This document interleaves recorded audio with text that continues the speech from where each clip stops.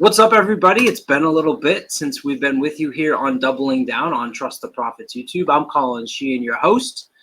Last show I did, we were preparing to head up to Saratoga for the Belmont Stakes Racing Festival, which I can confirm was just such an unbelievable time. I had so much fun. The city was alive for that weekend. The track was incredible with the racing that they had. Everyone was safe, aside from the little storm that came through Friday and ruined a lot of people's picnics. Other than that, it was just a tremendous time. Check out here on the channel. I have some of the live videos I posted as the horses broke from the gate in the Belmont Stakes. Just an absolutely incredible experience that if you didn't get to experience this year, maybe you want to circle on your calendar for next year. And now that puts us in this little bit of a lally time between Belmont Stakes and Saratoga. Obviously, we are about 3 weeks away, which is exciting. And we have the Stephen Foster Breeders' Cup Classic Win and You're In race at Churchill Downs. On this show, we put together a daily double ticket. So you have to hit race number 11 and race number 12 on your ticket. We'll walk you through that with one of my OG guests on Doubling Down, Vinny Blond. And we're going to see if we can cure this addiction that he has. We'll try our best to talk him off of a horse that I think you can get by in the first leg without. Doubling Down, stay tuned. Trust the Profits is proud to be sponsored by Game of Silks. Go to silks.io to get in the game. Real ownership, real races, real rewards.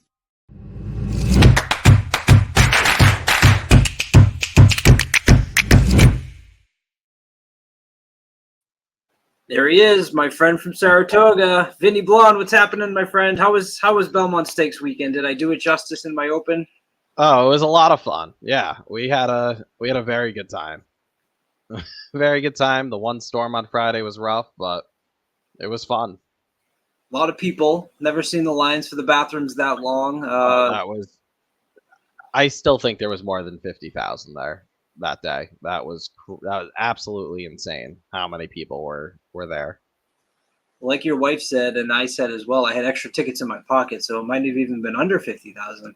Yeah, I don't know. I mean, I was there when for Pharaoh's Travers. That was the most crowded I've seen Saratoga since Street Census Travers. And that was before they capped it at 50. I forget what the attendance was for that day, but that was easily the most busy day I've ever seen the track. I had an incredible time. Sat up in the reserve seats right at the starting line. Literally was in line with the gate as they opened up. Got talking to some great people from up in your way who were sitting next to me. And we had a long conversation about being a racing fan and the experience of being at the track is like none other. So obviously we welcome you to enjoy this content, but if you get an opportunity to get out to the track, I'll be up there for Whitney weekend. Vinny, you'll be up there basically every other weekend except. So if you're in the Northeast, come on out to Saratoga. But before we get to Saratoga, Vinny, we have to fill our addiction with a little bit of something, right? And I think we get a pretty good edition this year of the Stephen Foster, which is a Grade 1, and it is a win and you're in for the Breeders' Cup Classic. We have a field of 9, and I think it's a pretty competitive race. And we're looking at RaceLens here, which you can find over on Equibase. They give you some great angles, some great win probabilities, and you can easily navigate through a lot of the races. Vinny, RaceLens has first mission with an almost 30% chance of winning and the 6-5 morning line favorite. West Willpower was your winner last year in 2023. Kings Barnes, Skippy, Longstockings, first mission are your Grade 2 winners here. A lot of them looking for Grade 1 winners. Dreamlike's Grade 1 placed. What were your first impressions of this field? I mean, it's like if first mission wins, like, okay, he's the leader of the clubhouse, like everybody thinks he is at the moment. We would probably see him versus like National Treasure in the Whitney. But I mean, this is at the moment, this like older crop is not anything anybody should be afraid of. This is like it's a nice competitive race. I think you said. I think it's a nice field of 9. But I mean, if Happy American wins this, are we like okay? Like nobody's gonna bet that horse back. I don't. I feel like there's a handful in here that are like it's really, I feel like it's like a low end grade 2 like with a grade like with the grade 1 label. I don't think there's anybody crazy great in this field.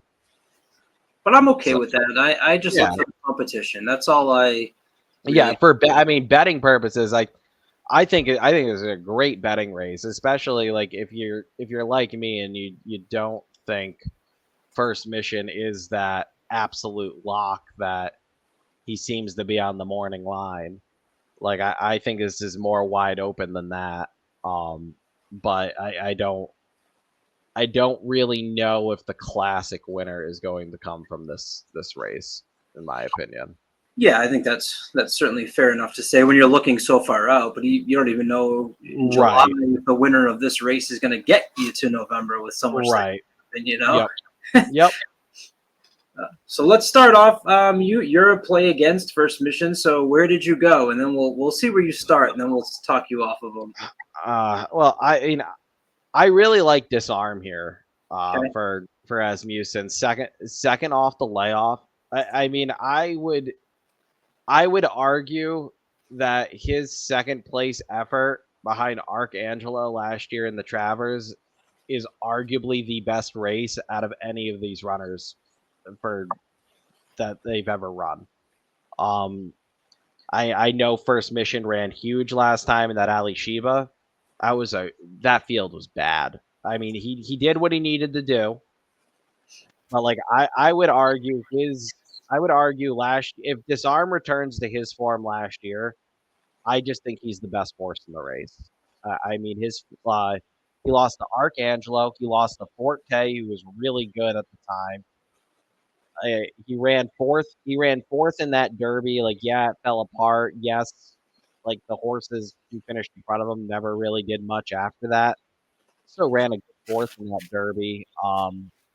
He's run behind First Mission before. He's run behind Kingsbarn before. He just seemed like he was coming into his own last year. So if he comes back to that, I just think he's the best horse. Yeah, and that's what you're betting on. You're absolutely betting on what he did last year. Now he came out off the layoff here in this allowance at Churchill and had a wire-to-wire victory. The times of a 25 and then a 52. Oh, he beat nothing. It was a public work. The race was never in question. Rosario didn't even have the mount.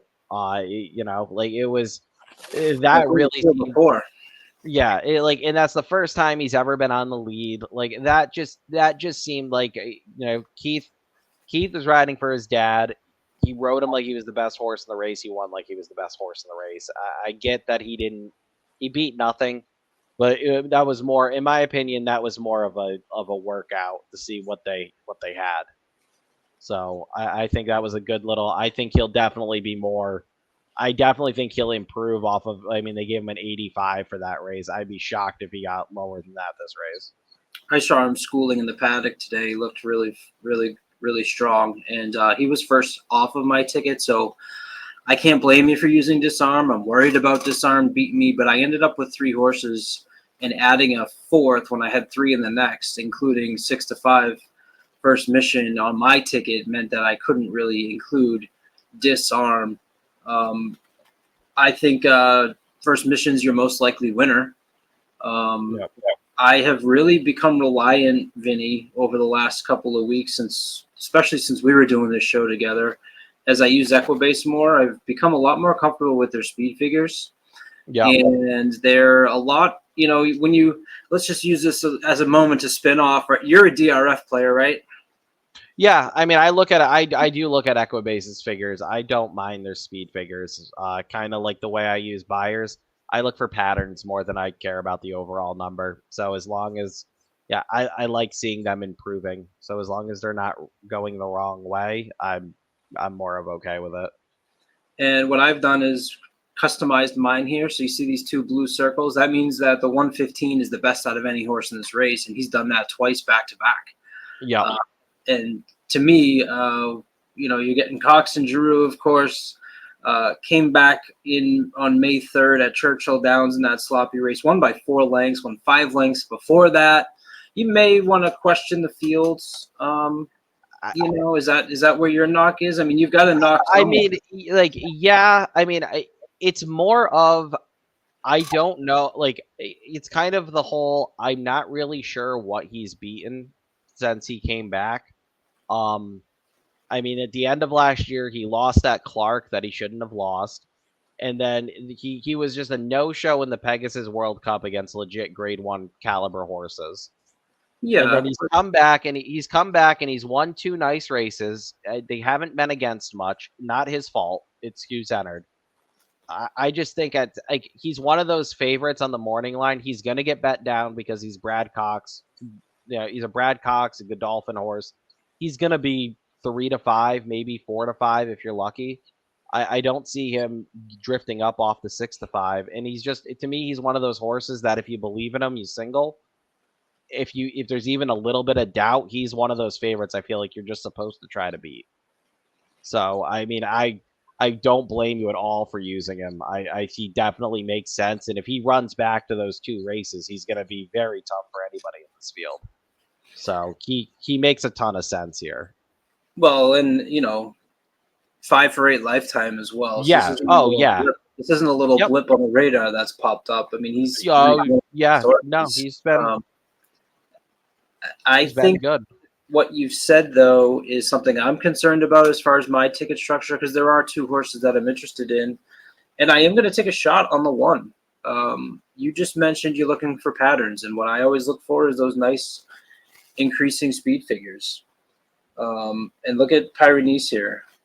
86, 89, 96, 99, up to a 103 for Sherry DeVoe, who's been, hitting really well, almost 20% the last 30 days. This Into Mischief 4-year-old is a horse that has shown the ability to also look early in the career, come from off the pace. In that last race, beating Kings Barnes, sat off the pace. That pace was a race in which I thought Kings Barnes absolutely should have won, considering the times that he put up in that particular race. So I want nothing to do with a horse like Kings Barnes. And Pyrenees, like you mentioned about Disarm being 6 to 1, well, I'm getting 12 to 1 on Pyrenees. So if I can get Pyrenees home, it is. I hear you about singling First Mission, and maybe that's a mistake on my behalf. If certainly if he does go off 3 to 5, and in that case, you look at your probables and maybe you play more heavily on First Mission, and then maybe only use the dollar denomination for a horse like Pyrenees. But I'm kind of excited to play this horse back, who's got 4 victories. Now you can certainly look at stepping up to grade 1 is. Now you just said in the beginning here that maybe this isn't a fully a grade 1 race, so maybe that goes to the advantage of Pyrenees. But this horse went maiden special win, all set. Allowance win, all set. Allowance non-winners of 2, all set. Then wins a grade 3. Needs to step forward again, and that's obviously the big question, especially against experienced horses like Skippy and even Kings Barnes and obviously First Mission. But I'm going to take a shot with that price. Yeah, this horse was. I was teetering on using this horse, and I used a 4th horse in the next leg rather than going 3 and 3. I completely understand using this horse. I'm a huge Sherry DeVoe fan. She does great work with her horses. This horse fits. I don't think. I was talking to somebody earlier about this because a lot of people were like, somebody said that they didn't think Disarm was going to be 6 to 1. They think he's going to be bet down. And I'm like, that's fine. I'm like, but I feel like the 6 to 1 line's probably going to end up being a little accurate because you have a lot of horses like Pyrenees. I don't think you're going to get 12 to 1. I feel like this is one of those horses you're probably going to get bet down the single digits. Not super hard, but like, I feel like this is going to be a horse that's going to be like 8 to 1. You have First Mission, who's going to take money, will probably get bet down. You have Irad and Dreamlike. I don't think the public's even going to let Irad go off at 10 to 1. Even if Dreamlike has no chance, I feel like he's going to get bet. Classic Causeway always seems to take money. Like I just feel like there's too many horses here that are going to get bet down for like everybody to be like every horse can't get bet down. So I feel like Pyrenees is one of those horses. I feel like the public's gonna see, yes, he's won 4 in a row. I would say you're probably gonna get like 8-1 on this horse. All right, go ahead with your horse Kings Barnes because we got to hear this. Yeah, he should have won last time out. I 100% agree. I just think I think the 1 1/8 fits a little bit better than the 1 3/16. That's kind of my argument here. I just think he's going to get a similar trip. I think he's talented enough that this 1 1/8 should fit him well. I just think he's gonna get the right trip, and I also felt like that Pimlico Special was kind of a weird spot for him. And now seeing him here, it seems like that he was there to come here, and they didn't have another race for him before then. So I think this has kind of been the spot all along they wanted to try him at, and we'll see if he's good enough. I mean, kind of like I think he's just gonna get a similar trip.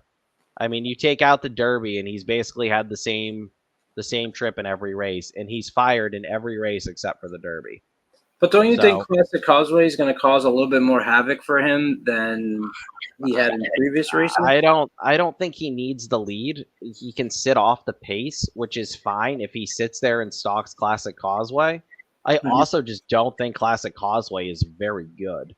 Yeah, this is like one of the I know McPeak is having a great year, but this horse has just been horribly misplaced basically since the word go. Like, his horse is just, I don't know if it's him or the owners, but this horse is just not it anymore. And they just keep throwing him in tough spot after tough spot after tough spot, just hoping something sticks. And nobody's going to chase him if he goes out. If he tries, if Lep lets him go, I feel like everybody's just going to assume he's coming back to the field. Like, I really do. He is in this race. He is cheap speed, so he's gonna if he gets the lead. I mean, I feel like if Flo wants the lead on first mission, he's gonna he would take it. He's not. I don't think he's gonna go right to the front, but he could. So I really just I don't understand why Classic Causeway's in here, and he'll probably win now. But a horse that they've tried dirt to turf, now back to the dirt again. Right, like he long, fit really marathon. Yeah. It's like they want him to have the dual. It's like they want him to have the grade 1 on both surfaces, so they just keep throwing him in places. And I didn't understand the overseas sting. That was terrible. He had no chance in any of those races. They just keep putting him in spots that he has absolutely no chance in. And then the kicker was last time when the race comes off, that race came off the turf, he lost to a field on the slop, and he's a stakes winner on dirt. That's bad. That was bad. He just hasn't been good. They haven't given him time off the rest. He's not the same horse. I don't understand why they keep throwing him in these big spots. But all right, how about a horse that I am going to use, and this is killing me to use a 5-2 in first mission, but I think Skippy Longstockings is your multiple grade 2 winner. And, if there's anything I've learned when you're looking at grade 1 races, it's a big drop off between grade 3s and grade 2s and then grade 2s and grade 1s.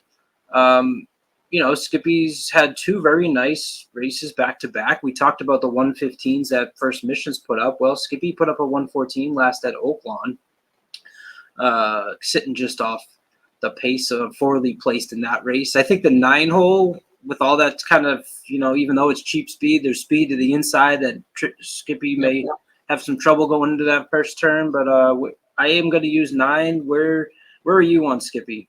I'm not a huge fan of this horse. I haven't been I really haven't been. But I feel like he is a horse at 5-2. I don't like him. I mean, I know he's one of those horses that I feel like has a shot of drifting up a little bit because I feel like he has a chance to be one of the forgotten horses on the board.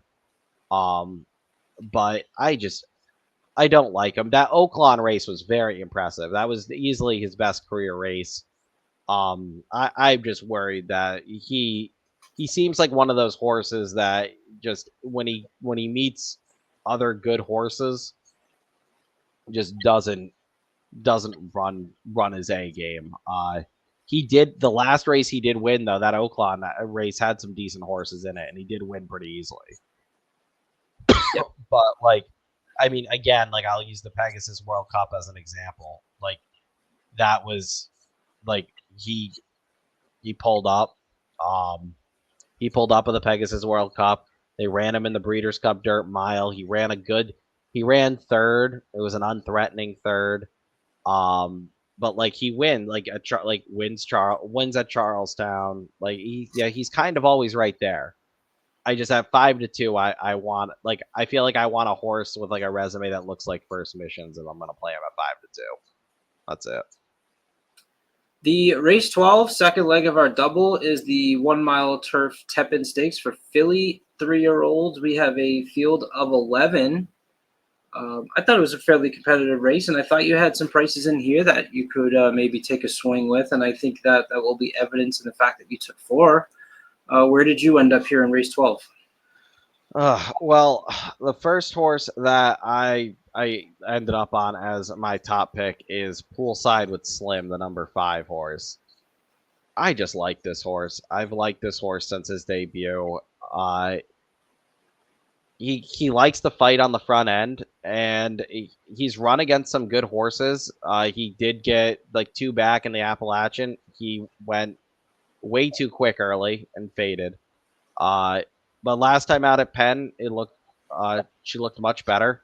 Was right on the pace. Ended up winning late. I just think this horse is slowly improving against decent horses, and I just think she'll get a decent trip. Being able to sit close, like kind of close to the pace. Were you surprised with the price here on Pipsy being 7-2 favorite? Kind of, but I can also. I didn't see standing out as much. When I went through this the first time, I didn't have morning lines, and then see the horses I like were 5-1 and 10-1. I was a little. Pipsy was one of those horses that I felt like I feel like this horse is going to get bet down. I mean, winning a grade 3 in your first race in North America is like that's it kind of speaks for itself. Like and won fairly easily. Like I mean, like yes, only was by a half length, but was much the best against that field.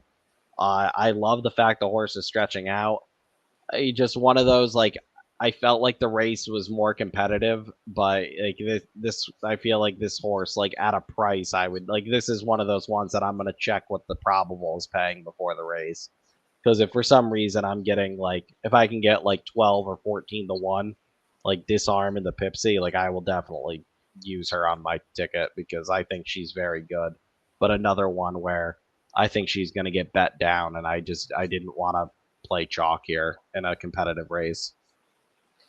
Horse that's coming from off the pace. I love horses that are closing late on turf. It's kind of what I tend to look for. But I didn't see a ton of early speed here signed on this race, which gives me a little bit of concern. Although when you don't see really any early speed, it actually might set up okay for the horse that the horse that I might like as a closer. And I like the number 2 and the number 3. So your 2 is Mo Fox Given. I'm going to go kind of right back to the same angle that I talked about in the last, at least looking at the speed figures for Equibase. This is a horse who's coming off his 2 best career races of 105, and both of those were in grade 2 races. And what I really like here is the addition of Joel Rosario on a horse that's closing on the turf. And that was kind of the angle that ended up swinging me in putting a horse who's raced at the distance, has a victory at the distance, 2 seconds, 2/3. Lifetime earnings is the highest in the race of $228,000. All of that on the turf. I thought Mo Fox Given, especially at 10-1, adding Rosario was a horse that I didn't want to leave off my ticket.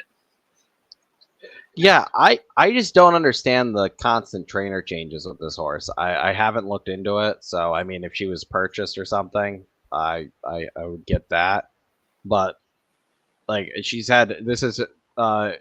with Moquette now for this one. It's her third trainer as a 3-year-old, and like I get it. Like you want your horse with the trainer you think is going to give her the best shot, but like I don't know. She didn't run that bad in the Edgewood or the Appalachian, in my opinion. I mean, she finished second in the Appalachian at 50, almost 60-1. I like that And better. I mean, it's coming from a 15% trainer, 15% trainers to Ron Moquette. yeah, it just I don't know. It's just one of those weird. It's like I don't know. I feel like it's one of those. Like I'd get it if like she had only run like at like a low level track, and like then it was like okay, hey, we're gonna transfer to a trainer who can send her to a big track for a big race. But like, I mean, she'd run in back-to-back grade twos and like run well. So it's like, what did like, if it was a private purchase, like sure. I just like if it's just like a, hey, we're switching the switch. I guess I don't get that. I agree. At 10-1 though, I mean that's part of the reason I'm not using Pip. Like on this ticket, I don't have Pipsy. This race is very competitive, and like she makes a ton of sense. Well, we agree on number 3, Catherine Marissa. Obviously, taking a step up from the allowance level is, a bit possible concern. But the last 2 races fit, and IRAD, some of the IRAD money you talked about. What'd you like about Catherine Marissa? I like that she seems to be improving since she went to the turf. I mean, you can draw a line through the 2 dirt starts. Ever since she went to the turf, she's improved in every start. She gets IRAD now. I really like her pedigree for the turf. I I'm love not American huge. Pharoah. Yeah, I'm not huge on the cutback on the turf, and I've talked about that with you before. But she's another one who I think she's gonna be kind of close to this race that kind of seems like there's not a ton of pace. And when you have Irad, like that's like if Irad has horse turning for home, he's the best rider here. He's gonna put this horse in a good position. So, and I just feel like you can't if Dutro's shipping, like you kind of have to respect it at this point. He just wins races and places he shouldn't. So, Yeah, in RaceLens, you can do some individual research right here. Past 3 years on the turf, first after the layoff, Dutro's a 23% winner with plus 88% ROI. And you talked about the breeding, the Dam Ladalia lifetime turf routes. 17 starts, 5 wins, an ROI of positive 31. So whenever I see those positives on the trainer and the Dam, always something that jumps out to me to pay attention to that may overcome the fact that this horse obviously is lacking a little bit of experience compared to some of the others. We also both use the 9. The 9's the only other horse that I have on my ticket. This is Dancing in Dixie for Marcassi with Jose Ortiz aboard. As I mentioned, 106 circled in blue, highest speed figure by Equibase in the race, and that was in a grade 2 as well. The same 2 grade 2s that we just talked about. This horse finished 3rd in both of those. Dancing in Dixie. What do you think? She's one that she needs the right trip. I'm not huge on the cutback, but like I mean, her last 2 races, if she gets free a second sooner in both of those races, she probably wins both. I mean, she was flying in both races and she basically ran out of time. She fits. I love that Jose keeps them out. This horse's starts as a 3-year-old have been very impressive. I mean, even like you can go back to the Florida Oaks on Tampa on I believe that was the Tampa Bay Derby undercard. I mean, she was flying late. Like maybe worried a mile might be too short, but at the same time, she's one of those horses that if she does win, you're never going to get this 9-2 price again. Like she's just always seems to be there with as a threat late. She sometimes comes too late, but at 9-2, you're gonna give me 5-1 on this horse. I'll roll the dice and hope that today's her day. So I used 239. You added one more. That was the one simply in front. Yeah, I was going back and forth with a couple as this last spot, and I ended up using Simply in front. I like this one's last two races. I mean, another one coming out of the Appalachian. And that race just seemed to be very good. And out of the Appalachian one, like yes, it was an allowance optional claimer, but improve that speed figure. And if you get rid of those two poly starts at Woodbine, this horse has improved in slowly improved in every start on turf. Including was grade one placed on the turf as a 2-year-old. So she just keeps improving. Saez rode her last time, and now Saez gets the mount back here today. I just felt like this. It just felt like she kind of fit here, especially with her. I mean, you take not the Appalachian where she broke from post 11, but in her other turf starts, like she's kind of been right near the pace. If you take out the maiden race, she wasn't, but like the grade one last year, she was. She was right near the pace in her last start. So I think she kind of wants to sit kind of close to that pace. And like you said, it's just not a ton of it. So I think from the rail, I wouldn't be surprised if she holds the rail early on in this race. And I think that could be a winning. I feel like that could be a winning strategy, especially the way I feel like Churchill's kind of been playing this whole meet really with. I feel like a lot of front end speed has won on both surfaces.